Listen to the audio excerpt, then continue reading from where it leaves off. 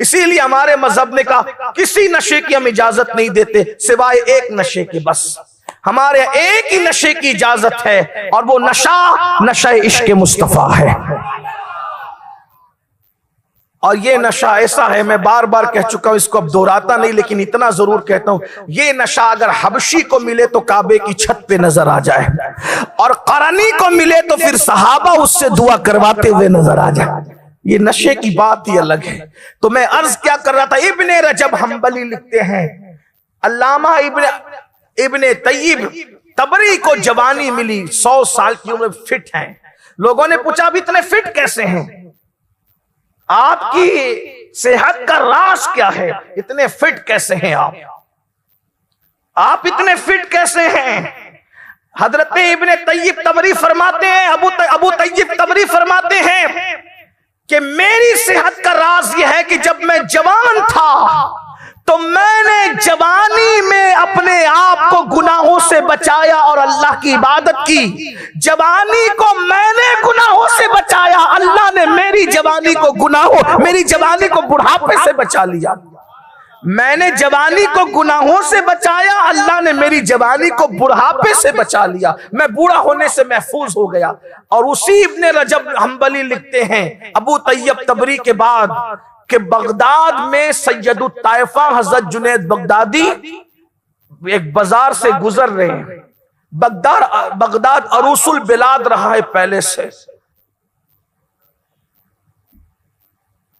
शहरों का शहर कहलाता था, शहरों में दुल्हन कहलाता था, अब भी कहलाता है। बड़ी रौनक थी बगदाद मोहल्ला की। वही बगदाद है जिसमें इमाम आजम है, वही बगदाद है जिसमें इमाम शाफई ने वक्त तवील गुजारा, वही बगदाद है जिसमें इमाम अहमद इब्ने हम्बल ने वक्त गुजारा, वही बगदाद है जिसमें इमाम मूसा काजिम ने वक्त गुजारा, वही बगदाद है जिसमें इमाम गजाली ने वक्त गुजारा। बगदाद वाकई उलमा और औलिया का शहर है। तो बगदाद में सैयदुत ताइफा जुनैद बगदादी एक बाजार से गुजर रहे, देखा एक बुढ़ा है, वो भीख मांग रहा है और कोई उसको भीख देने के लिए तैयार नहीं है। तो मुरीदीन ने कहा हजरत अजीब हाल है लोगों का, बगदाद के लोग क्या इतने बेमुरब्बत हो गए, बगदाद वाले इतने बेमुरब्बत हो गए कि एक बुढ़े को भीख नहीं देते, क्या इतनी मुरब्बत इनसे खत्म हो गई? सैयदुत ताइफा जुनैद बगदादी फरमाते हैं मेरे बेटो तहकीक कर लो, इस जवान ने इस बुढ़े ने अपनी जवानी में बहुत पाप किए होंगे, अल्लाह की हुर्मतों को पामाल किया होगा, जवानी के अंदर जराइम किए होंगे।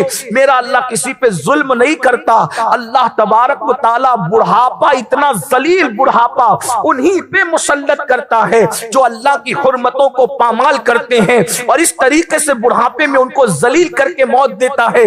जब लोगों ने तहकीक की तो हजरत सैयदुत ताइफा जुनैद बगदादी की बात 100% सही थी कि उसने अपनी जवानी में जिना के अड्डों को, शराब के अड्डों को, जुओं के अड्डों को, पाप के अड्डों को आबाद किया था। मेरे भाइयों कुदरत की पकड़ बड़ी सख्त है। आज मेरी कौम के जवान हुस्न में, जवानी में, माल में और इसके नशे में डूबकर खुदा के गजब को चैलेंज करते हैं। याद रखना, कोई देखे न देखे, अल्लाह तो देख ही रहा है और उसकी पकड़ बड़ी सख्त है। जब वो पकड़ करने पर आता है तो दुनिया की कोई ताकत इंसान को बचा नहीं पाती।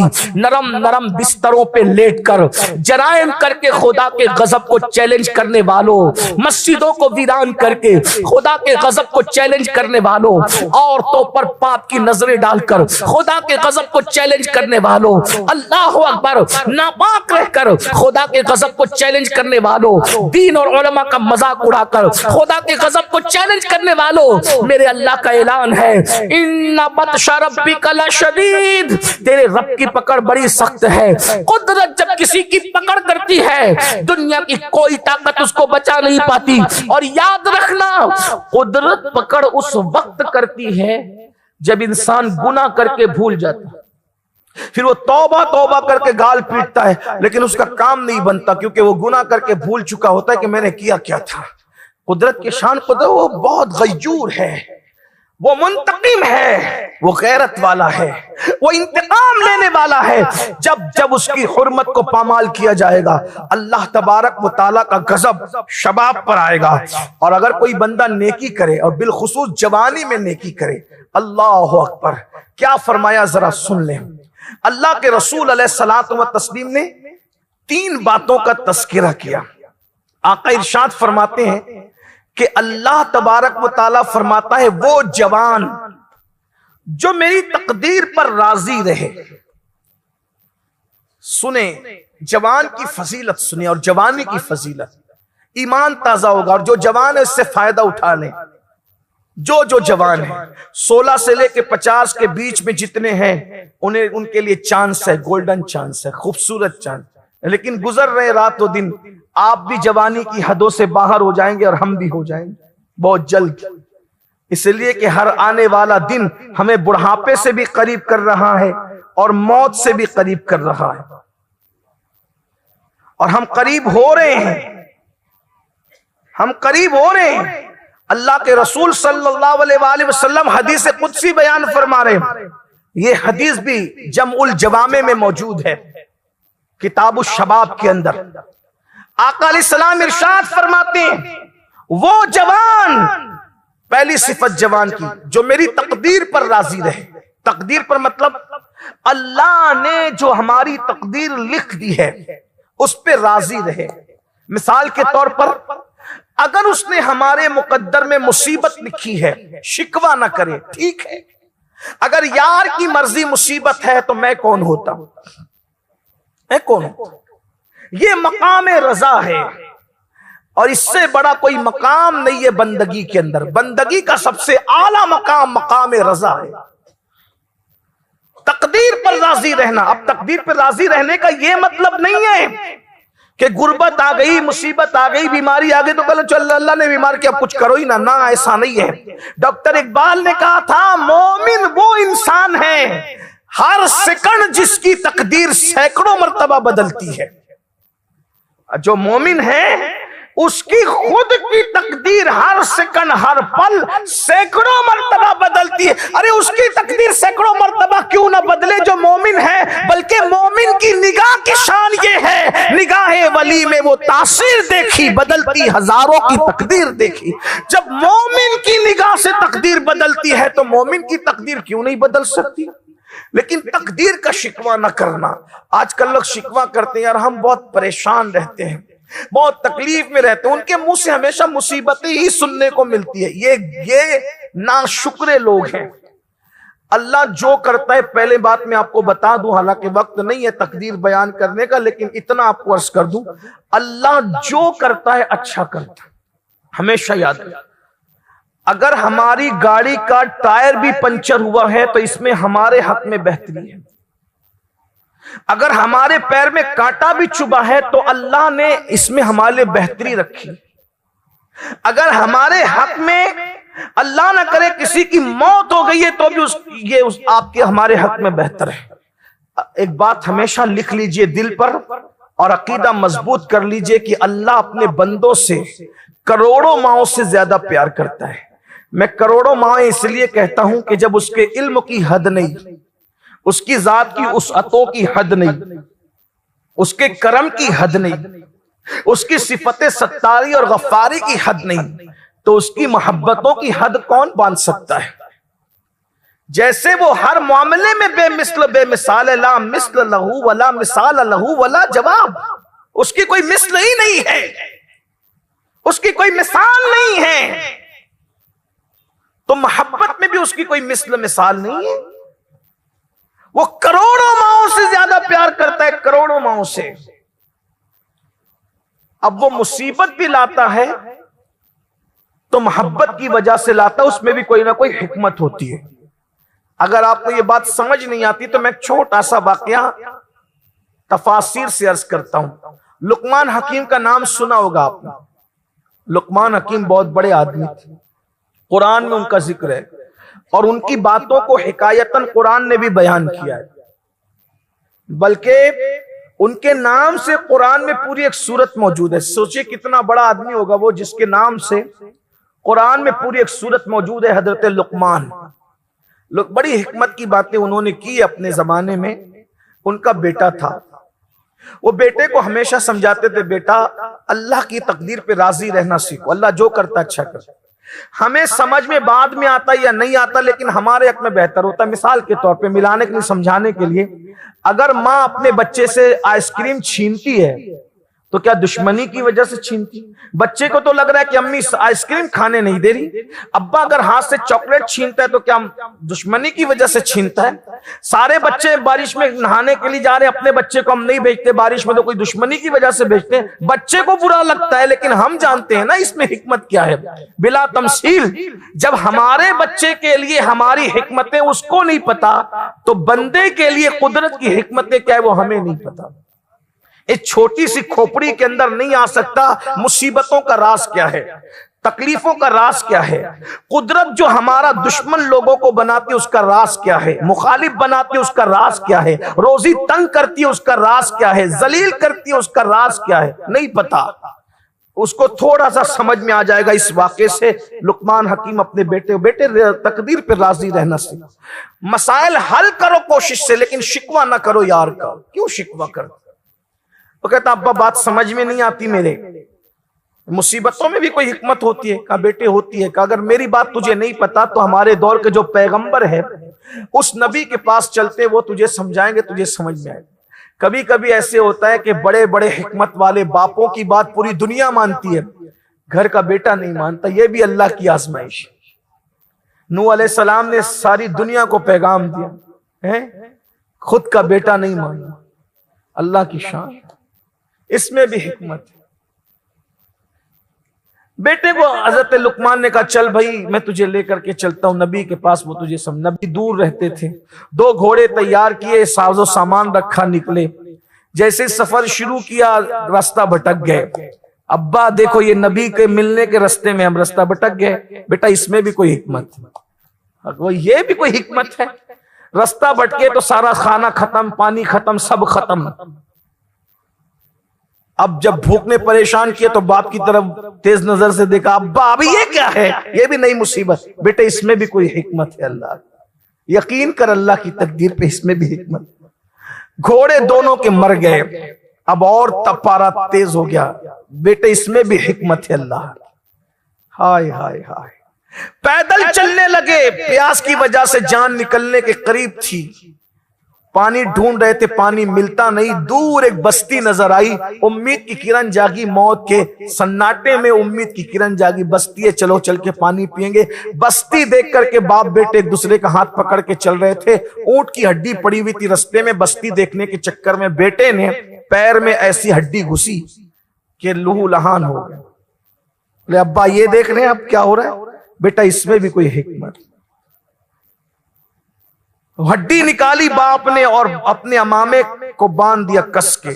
अभी ये मंजर हो ही रहा था मामा बांधने का कि दूर उस बस्ती में धुआं ही धुआं नजर आया। रुक गए दोनों बाप बेटे, धुआं काहे का? तो एक खूबसूरत शख्स तशरीफ लाए। कहने लगे कहां जा रहे थे? कहा वो बस्ती में। कहा अच्छा हुआ नहीं गए। क्यों? कहा अभी अभी अल्लाह ने जिब्रील को हुक्म दिया कि उस बस्ती को पलट दे। अगर तुम उस बस्ती में जाते तो तुम भी पलट दिए जाते और दफन कर दिए जाते। तब हजरत लुकमान के बेटे ने कहा समझ गए अब्बा जी, यही मंजर दिखाने के लिए इतना सब कुछ करवाया गया था ताकि मेरा ईमान मजबूत हो जाए। और अब मुझे समझ में आ गया, हड्डी इसलिए चुबाई यार ने ताकि बस्ती तक पहुंच न सके। बड़ी मुसीबत से बचाने के लिए छोटी मुसीबत में मुब्तला कर दिया। तो बंदा याद रखे, बंदा अल्लाह पर एतमाद करना सीख जाए।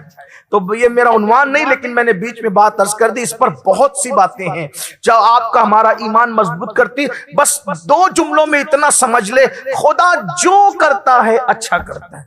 खुदा अपने बंदे के हक में कभी बुरा नहीं करता। जब मेरी माँ मेरे हक में बुरा नहीं करती, ना सोचती है, तो मेरा मौला जो करोड़ों माओं से ज्यादा मुझसे प्यार करता है, आखिर वो मेरे हक में बुरा फैसला क्यों करेगा? और वो मेरे हक में बुरा फैसला क्यों करने लगा? एक बुजुर्गों को किसी ने गाली दी तो मुस्कुरा पड़े।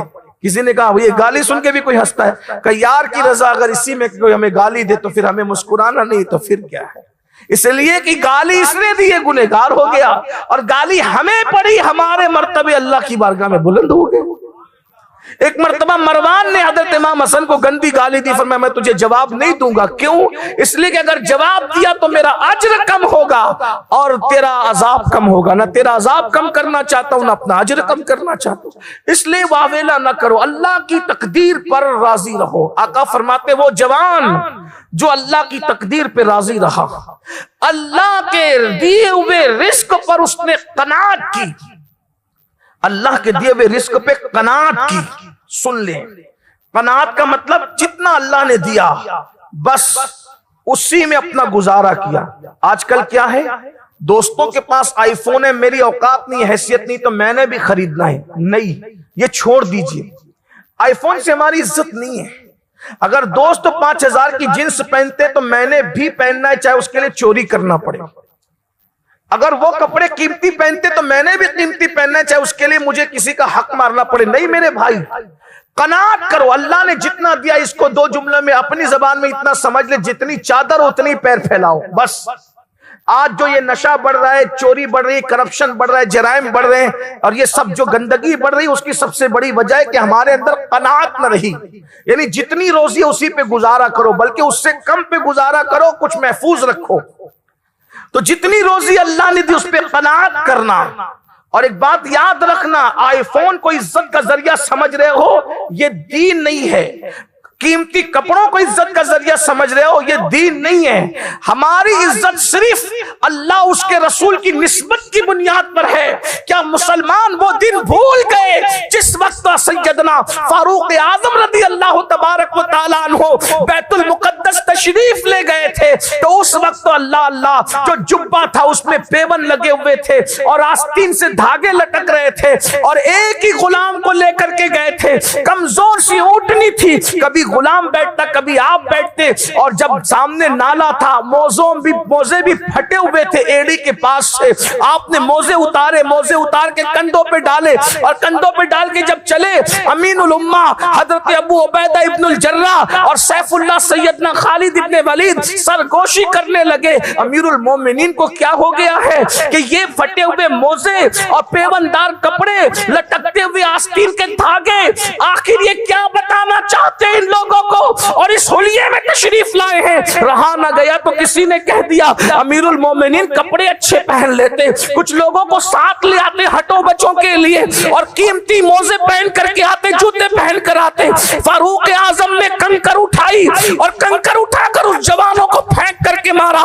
फरमाया हुजूर अलैहिस्सलाम के विसाल को अभी चंद साल नहीं बीते, तुम इतनी जल्दी दुनियादार हो गए। सुन लो, उमर को इज्जत कपड़े और सवारी की वजह से नहीं मिली है, उमर को जो इज्जत मिली है वो सिर्फ मुस्तफा जान रहमत की गुलामी की वजह से मिली है। जब तक ये निस्बत गुलामी महफूज रहेगी, हमसे इज्जत कोई छीन नहीं सकता। और उसका नतीजा लोगों ने देखा। जब इस होलिये में तशरीफ लाए तो बैतुल मुकद्दस के पादरी कहते थे हटो बच्चों के साथ आते तो सिर्फ चाबियां देते, लेकिन आप मोमिनाना सादगी के साथ आए हैं, चाबी बाद में दे रहे हैं, अपना दिल पहले तेरे कदमों में निछावर कर चुके हैं।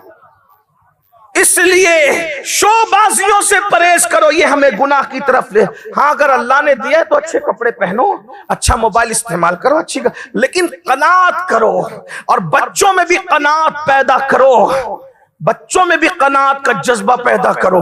ये भी उन्वान है, उसकी तरफ भी नहीं जाता, बात को कहीं एंड की तरफ ले जाना है जल्दी से। तो फरमाया अल्लाह के रसूल अलैहि सलाम ने, तकदीर पर राजी रहने वाला, अल्लाह की दी हुई रोजी पे कनात करने वाला और अल्लाह ने जो हराम कर दिया है उस हराम से अपने आप को बचाने वाला, यानी गुनाहों से अपने आप को बचाने वाला, अपनी नफसानी ख्वाहिशात को तर्क करने वाला, अपनी नफसानी ख्वाहिशात को छोड़ देने वाला, तकदीर पर राजी रहना, रोजी पे कनात करना और शहवात को और नफसानी लज्जात को छोड़ देने वाला बंदा, अल्लाह फरमाता है जिसमें ये तीन बातें जमा हो जाती है वो मेरे नजदीक बास फरिश्तों की तरह हो जाता है। इंसान होकर भी वो फरिश्तों की तरह, बल्कि बाज़ फरिश्तों से अफजल हो जाता है। आम जो फरिश्ते, अवाम फरिश्ते जो हैं, वो मोमिन जो नफसानी ख्वाहिशात को छोड़ दे, लज्जात को तर्क कर दे। ऐ जवानों जरा सोचो तो सही, वो आम फरिश्ते, अवाम फरिश्ते जो पैदा होने से लेकर क़यामत तक कोई रुकू में है, कोई क़याम में है, कोई सजदे में है, खुदा की मर्जी के बगैर एक लम्हा नहीं गुजारते। ये तीन सिफात पैदा कर ली तो अल्लाह फरमा रहा है वो मेरे बाज फरिश्तों की तरह है। और इसकी शरह में लिखा गया कि बल्कि अवाम फरिश्तों से अफजल उसका मर्तबा हो जाता है। जरा गौर तो कीजिए, फरिश्तों से अफजल हो रहा है इंसान, अवाम फरिश्तों से उसका मर्तबा बड़ा हो रहा है। जरा गौर तो फरमाइए सिर्फ इस बुनियाद पर कि इंसान शहवात को छोड़ दे, इंसान नफसानी लज्जात को छोड़ दे। और एक आखिरी रिवायत इस सिलसिले में पढ़कर और एक गुफ्तगू, एक वाकया पेश करके अपनी बात मुकम्मल करता हूं। अत-तरगीब व तरहीब की हदीस है। अल्लाह के रसूल अलैहिस्सलाम फरमाते हैं, अल्लाह तबारक व तआला अपने उस बंदे से फरमाता है, वो बंदा जो अल्लाह की हराम करदा चीजों से बचे,